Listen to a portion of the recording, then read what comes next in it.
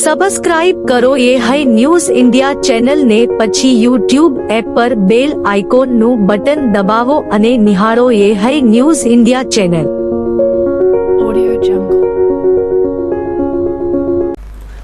નવીન વાવ થરાદ જિલ્લાના સોઈગામ તાલુકાના દુધવા ગામે સામાજિક વિવાદને પગલે એક જ પરિવારના 40 થી 50 લોકોના ટોળાએ જીવલેણ હુમલો કર્યો હોવાનું બહાર આવ્યું છે।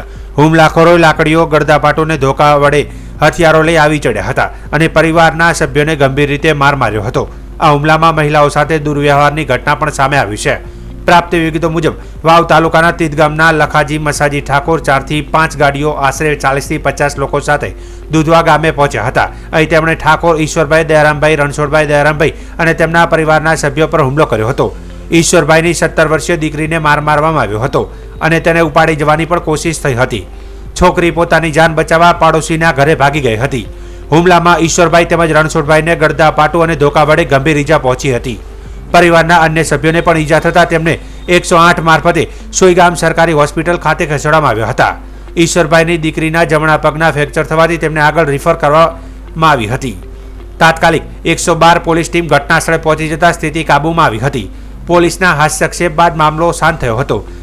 જો કે હુમલાખોરોએ પરિવારને જાનથી મારી નાખવાની ધમકી પણ આપી હોવાનું પરિવારોએ જણાવ્યું છે। મળતી માહિતી મુજબ ઈશ્વરભાઈ દયારામભાઈના 20 વર્ષના દીકરા સંજયભાઈને ધંધા રોજગાર માટે ગાંધીનગર મોકલવામાં આવ્યો હતો। તે દરમિયાન સંજયનો ફોન આવ્યો કે ગાંધીનગરના પેથાપુર ચોકડી ખાતે પહોંચ્યો છે અને પોતાની માસીના દીકરા મહેશ તેને લેવા આવ્યો છે। બાદમાં સંજયનો ફોન બંધ આવતા પરિવાર ચિંતાતુર બન્યો હતો।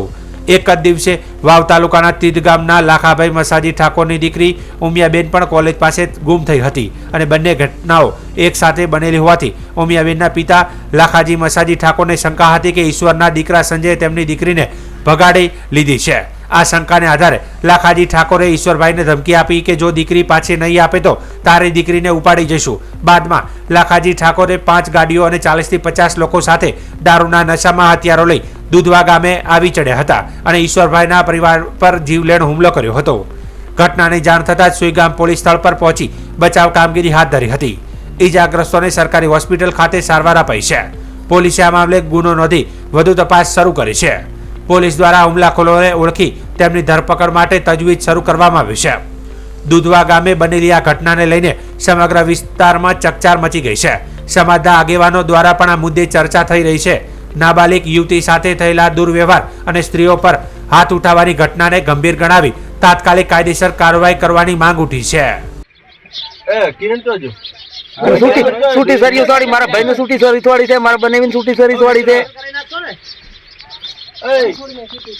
છોડીને છૂટી સરી થોડી છે। સાહેબ મને મારી નાખશે અમને છે ને તમે પોલીસ પ્રોટેક્શન આલ દો બરોબર, નકર રાતે આવીને મારી નાખશે અને મારી છોડીને ઉપાડી દે છે।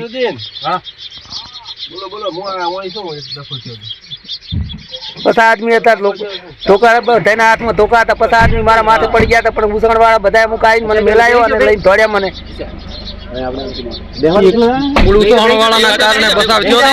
ઉસણના આવીને બધા મને બસાયો છે બરોબર, નકર મને મારી નાખો ને મારી છોડીને ઉપાડી દો પરા।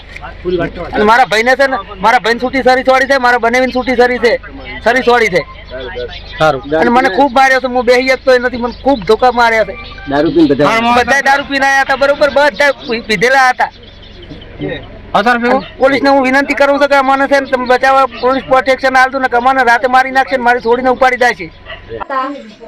અને મારી પાછળ થોડ્યા હતા ને મારા કાચીએ મને મેલાઈ છે અને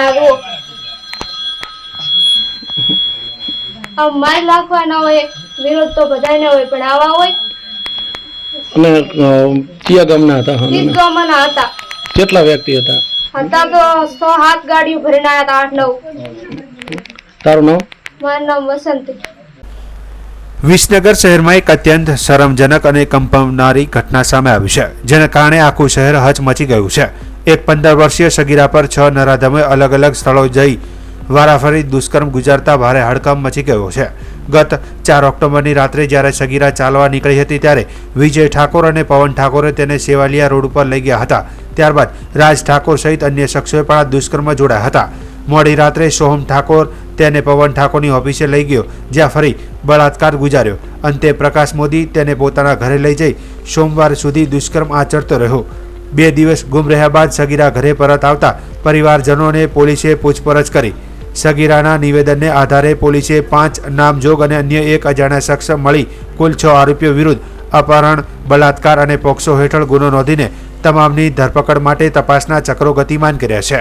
જે પ્રકારનો એક સગીર વયની દીકરી ઉપર જે નરાધમોએ આ કૃત્ય કર્યું છે, જેવી જ ખબર પડી એની સાથે પોલીસે એક્શનમાં લઈ અને તમામ પૂછપરછ કરી આખી લિંક મેળવી અને 6 આરોપીને પહેલાં પકડી લીધા છે. ઝડપથી આખી કાર્યવાહી કરી અને ઝડપી મહિનાઓમાં ન્યાય મળી જાય એ માટે સરકાર અને ગૃહ વિભાગ ચોક્કસ કાર્ય કરશે. ગઈ તારીખ 4/10/2025ના રોજ એક નાબાલિગ દીકરી ઉપર બળાત્કાર બનવાનો એક બનાવ બનેલો છે. તપાસ કરતા અમે તાત્કાલિક જે છોકરાઓ આમાં સંડોવાયેલા હતા એ છોકરાઓ પૈકીના અમે સૌપ્રથમ વિજય અશોકજી ઠાકોર, બીજા નંબરે પવનજી દિવાનજી ઠાકોર, રાજ ઠાકોર, સોહમજી સુરેશજી ઠાકોર, મકવાણા દેવાંગ અને મોદી પ્રકાશ, આ જે વ્યક્તિઓના એમણે નામ આપેલા છે એ તમામને તાત્કાલિક પકડી લીધેલા. ફરિયાદી જે દીકરીના પિતા છે એમની ફરિયાદ અમે લીધેલી અને ગુનો દાખલ કરીને આ તમામ અત્યારે હાલ અમારી પોલીસ કસ્ટડીમાં છે. વાવ થરાદ જિલ્લાના થરાદ તાલુકાના કર્ણાસર ગામે પ્રેમ પ્રકરણના વિવાદને લઈને કેટલાક લોકોએ એક યુવકને બાંધીને માર્યાની તાલિબાની સજા આપતાનો વિડીયો વાયરલ થતા વિસ્તારમાં ચકચાર મચી ગયો છે. કર્ણાસર ગામના સરપંચે ટેલિફોનિક વાતચીતમાં જણાવ્યું હતું કે મને રાત્રિના સમયે જાણ થઈ હતી કે ગામમાં એક યુવક પ્રેમ પ્રકરણમાં પકડાયો છે. ત્યારે મેં સંબંધિત લોકોને સ્પષ્ટ કહી દીધું હતું કે કાયદો હાથમાં ન લો અને યુવકને પોલીસને સોંપી દો. છતાં પણ લોકોએ એ વાત ન માની અને જે કરવું હતું તે કર્યું. થરાદ પોલીસ સ્ટેશનના પીઆઈ સીપી ચૌધરીએ જણાવ્યું હતું કે હજુ સુધી કોઈપણ પ્રકારની લેખિત અરજી પ્રાપ્ત થઈ નથી, પરંતુ સોશિયલ મીડિયા પર વાયરલ થયેલા વિડીયોના આધારે અમે યુવક સુધી પહોંચવાના પ્રયાસમાં છીએ અને ઘટનાની તપાસ શરૂ કરી છે. અમદાવાદ સાયબર ક્રાઇમ બ્રાન્ચે નાઇજીરિયન ગેંગ સાથે મળીને કામ કરી સાયબર ફ્રોડ આચરતી ગેંગના 5 સભ્યોની ધરપકડ કરી હતી. આ અંગે ફરિયાદી નિહાર અમરજીતે જણાવ્યું હતું કે આરોપીઓએ હોમિયોપેથિક દવાના લિક્વિડની ખરીદી માટે શર્મા એન્ટરપ્રાઇઝ નામ આપ્યું હતું. નમૂનાની ખરીદી માટે ફરિયાદીએ 5,52,000 રૂપિયા ચૂકવ્યા હતા અને ત્યારબાદ આફ્રિકન કંપનીએ નમૂનાની અપ્રુવલ આપતા ફરિયાદીએ બીજા 27 લાખનું લિક્વિડ ખરીદ્યું હતું. જોકે પછી ખબર પડી કે બંને કંપનીઓ ફ્રોડ છે અને પોલીસે આરોપીઓને ઝડપીને વધુ તપાસ હાથ ધરી હતી. પ્રાથમિક તપાસમાં જે જણાવ્યું છે હજી બી અમુક આરોપીઓ જે ફરાર છે, એક જામનગરનો આરોપી ફરાર છે. આ ઉપરાંત જે પ્રવીણ નંદાણીયા જે પકડેલો છે એ નાઇજીરિયન ઉપરાંત એવું બી તપાસમાં આવ્યું છે કે જે ઇલીગલ ગેમિંગ ને બેટિંગ જે ચાઇનીઝ ગેંગ દ્વારા કરવામાં આવતી હોય છે એમાં ચાઇનીઝ ગેંગને બી કોઈ એક અબરાર ખાર કરીને વ્યક્તિને આવા અકાઉન્ટ સપ્લાય કરે છે. ટોટલ અત્યારે સુધીમાં એવું સામે આવ્યું છે કે દીપ ગોસ્વામીએ છેલ્લા 4 થી 5 મહિનામાં 2 કરોડથી વધારે રૂપિયા આવી રીતના નાઇજીરિયનને મોકલેલા છે. અમે જેટલા બી એમના વોટ્સએપમાંથી યા તો અન્ય ચેટમાંથી જે અકાઉન્ટ મળેલા છે એમની વિગતો ચકાસી રહ્યા છીએ. એમની વિરુદ્ધમાં જો અમદાવાદ ખાતે કોઈ ફરિયાદ આવે તો ચોક્કસ એમની વિરુદ્ધમાં ગુનો દાખલ કરવામાં આવશે અને જો બીજી કોઈ ફરિયાદ છે તો એ જે તે સ્ટેટ એજન્સીને એમની જાણ કરવામાં આવશે. હવામાન વિભાગની આગાહી અનુસાર ગુજરાતમાં વાતાવરણ સૂકું થશે. આ સાથે જ 16 ઓક્ટોબર સુધી સૌરાષ્ટ્ર અને દક્ષિણ ગુજરાતમાં વરસાદી ઝાપટા થવાની શક્યતા વ્યક્ત કરવામાં આવી છે. જે અનુસાર ગતરોજ ગીર સોમનાથ અને નવસારીમાં 1.5 ઇંચ જેટલો વરસાદ નોંધાયો હતો. આ સાથે જ હવામાન વિભાગ દ્વારા આપવામાં આવેલ માહિતી અનુસાર તાપમાનમાં કોઈ મોટો બદલાવ નહીં રહે, પરંતુ મહત્તમ તાપમાનમાં થોડો રાઇઝનિંગ ટ્રેન્ડ રહેશે.